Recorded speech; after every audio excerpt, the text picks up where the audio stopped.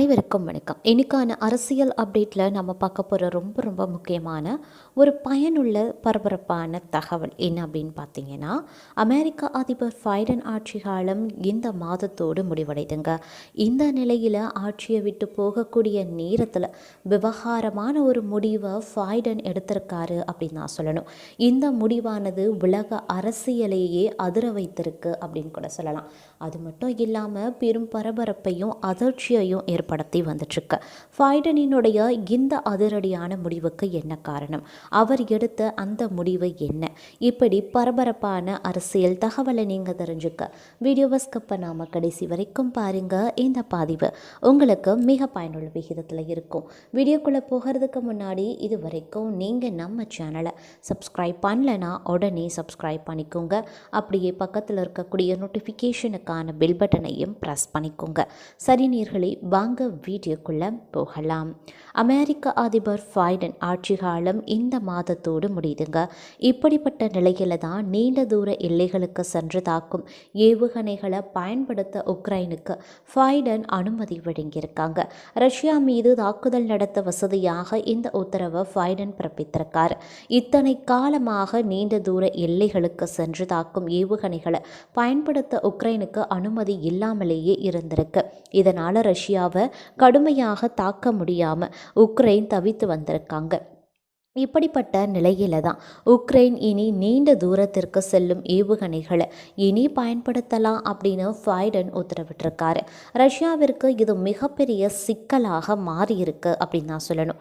சமீபத்தில் தான் அமெரிக்க அதிபராக தேர்ந்தெடுக்கப்பட்ட டொனால்ட் ட்ரம்ப் ரஷ்ய அதிபர் விளாடிமிர் புதினிடம் பேசி உக்ரைனில் போரை நிறுத்த வேண்டும், இதற்கு மேலே போரை அதிகரிக்க கூடாது, தற்போது இருக்கக்கூடிய நிலை தொடர வேண்டும், அதோடு அமைதி பேச்சுவார்த்தை நடத்தப்பட வேண்டும் அப்படின்னு வலியுறுத்தியதாக வாஷிங்டன் போஸ்ட் செய்தி வெளியிட்டிருந்தாங்க.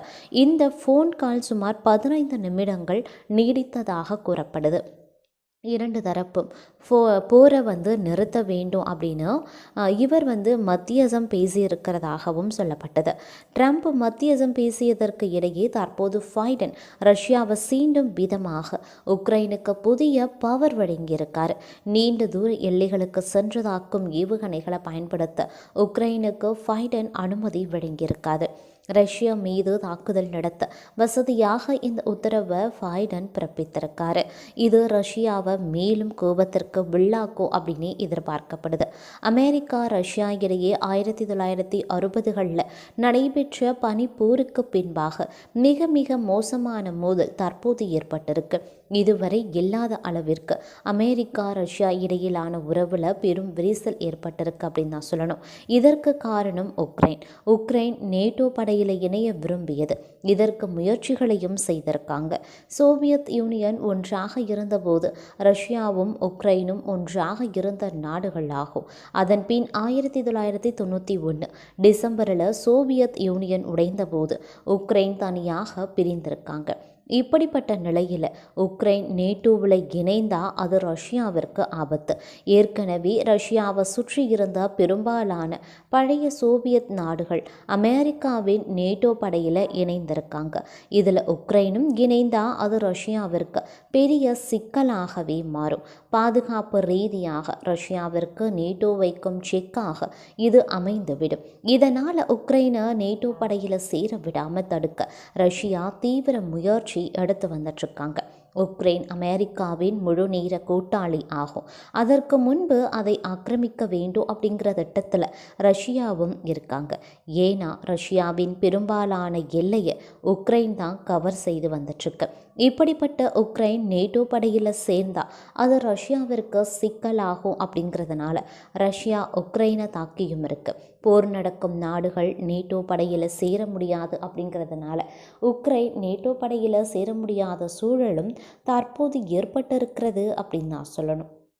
அது மட்டும் இல்லாமல் இந்த நிலையில் பார்த்தோம் அப்படின்னா தேசிய அளவில் பிரகடனப்படுத்தி இருக்காரு அப்படின்னு சொல்லலாம். அது மட்டும் இல்லாமல் பதவி விலகுவதற்கு முன்பாக அதிரடி கொடுத்த பைடனின் இந்த முயற்சிக்கு பின்னால் என்ன நடக்க போகிறது, இந்த அனுமதியால் அடுத்து என்ன செய்ய போகிறாங்க உக்ரைன் அப்படிங்கிற கேள்வியும் தற்போது எழுந்திருக்கு அப்படின்னு கூட சொல்லலாம். தாங்கள் வழங்கிய நீண்ட தூரம் சென்று தாக்கக்கூடிய ஏவுகணைகளை பயன்படுத்தி கொள்ள உக்ரைனுக்கு பைடன் நிர்வாகம் அனுமதி வழங்கியுள்ளதாக தகவல்கள் வெளியான நிலையில் பைடன் அமெரிக்க அதிபர் பதவிக்காலம் விரைவில் முடிவடைய இருக்கக்கூடிய நிலையில் அவர் உக்ரைனுக்கு காட்டியிருக்கக்கூடிய இந்த பச்சை கொடி ஏற்படுத்தக்கூடிய விளைவுகள் உலக அளவில் அச்சத்தை கடத்தி இருக்கு அப்படின்னு தாங்க சொல்லணும். ஒருவேளை உக்ரைன் அமெரிக்க ஏவுகணைகளை பயன்படுத்தினா அது ரஷ்யா எல்லைக்குள்ள சென்று தாக்குதல் நடத்தும். அப்படி ஏவப்பட்டால் 1000 நாட்களுக்கும் மேலாக நடக்கும் இந்த போரில் முதன்முறையாக எல்லை பகுதிகளை கடந்து ரஷ்யா பிராந்தியங்களுக்குள்ள உக்ரைன் தாக்குதல் நடத்தியதாகவே அமையுங்க. இதன் மூலமாக போர் மேலும் தீவிரமடையும் அப்படின்னு கூட சொல்லலாம். அமெரிக்காவினுடைய இந்த நடவடிக்கை ரஷ்யாவை ஆவேசப்படுத்தி இருக்கு. எரியும் நெருப்பில் எண்ணெயை ஊற்றி இருக்காங்க அமெரிக்கா என்ற விமர்சனங்களும் தற்போது எழுந்து வந்துட்டுருக்கு அப்படின்னு கூட சொல்லலாம். பல தரப்பு நிபுணர்கள் தெரிவித்து வந்த 3ஆம் உலகப் போர் அச்சம் உண்மையாகவே நடக்க வாய்ப்புகள் உருவாகும் அப்படிங்கிற கவலையும் தெரிவிக்கப்படுது. இது குறித்து ரஷ்ய அதிபரின் கிரெம்ளின் மாளிகையின் செய்தி தொடர்பாளர் டிமிரி பெஸ்கோவ் என்ன சொல்லியிருக்காரு அப்படின்னா, அமெரிக்காவினுடைய இந்த அறிவிப்பு இந்த போரில் அதன் நேரடி தலையீட்டை வெளிப்படுத்துகிறது அப்படின்னு சொல்லியிருக்காரு. உக்ரைன் பின்னணியில் அமெரிக்காவின் நேரடி தலையீடு இருப்பதாக கடந்த செப்டம்பர் மாதம் அதிபர் புதின் சுட்டி காட்டியிருந்த நிலையில் அதே கருத்தை வலியுறுத்தும் வகையில் செய்தி தொடர்பாளரும் பேசியிருக்காரு. பைடனின் இந்த அறிவிப்பு குறித்து அமெரிக்க அதிபராக தேர்வாகியிருக்கக்கூடிய டொனால்ட் ட்ரம்ப் தரப்பில் இருந்து இதுவரைக்கும் எந்த கருத்துமே வரலை. இருப்பினும் ட்ரம்பின் மூத்த மகன் உலகத்தில் அமைதியை உருவாக்கவும் உயிர்களை காப்பாற்றவும் எனது தந்தை வாய்ப்பு கிடைப்பதற்கு முன்பு தற்போதைய இராணுவம் 3ஆம் உலகப் போரை நடத்துவதை உறுதி செய்ய விரும்புவதாக தெரிகிறது அப்படின்னு ஆதங்கத்தை பதிவு செய்திருக்காரு. நான் அமெரிக்க அதிபரான 24 மணி நேரத்தில் உக்ரைன் ரஷ்யா போரை முடிவுக்கு கொண்டு வருவேன் அப்படின்னு டொனால்ட் ட்ரம்ப் கூறியிருந்தார். அதிபராக தேர்வான பின் ஜெலன்ஸ்கியுடன் அவர் தொலைபேசியிலையும் உரையாடியிருக்கார். இதனால் உக்ரைன் போர் முடிவுக்கு வரலாம் அப்படின்ற எதிர்பார்ப்புகள் உருவான நிலையில் தற்போது போர் பதற்றம் சூழ்ந்திருக்கு அப்படின்னு நான் சொல்லணும். ரஷ்யா உக்ரைன் போர் 1000 நாட்களை கடந்து தீவிரமாக யுத்தம் நடைபெற்று வந்துட்டு இருக்கு. இந்த போரில் இதுவரைக்கும் 2406 குழந்தைகள் பாதிக்கப்பட்டிருக்காங்க. அதாவது 659 குழந்தைகள் உயிரிழந்திருக்காங்க. 1747 குழந்தைகள் காயமடைந்திருக்காங்க அப்படின்னு யூனிசெஃப் அமைப்பு கவலை தெரிவித்திருக்கு.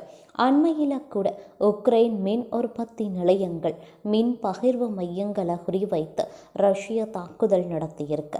கடந்த ஆகஸ்ட் மாதம் முதல் உக்ரைன் மீது ரஷ்யா ஏவுகணை மற்றும் ட்ரோன் தாக்குதலை தீவிரப்படுத்தியும் இருக்காங்க.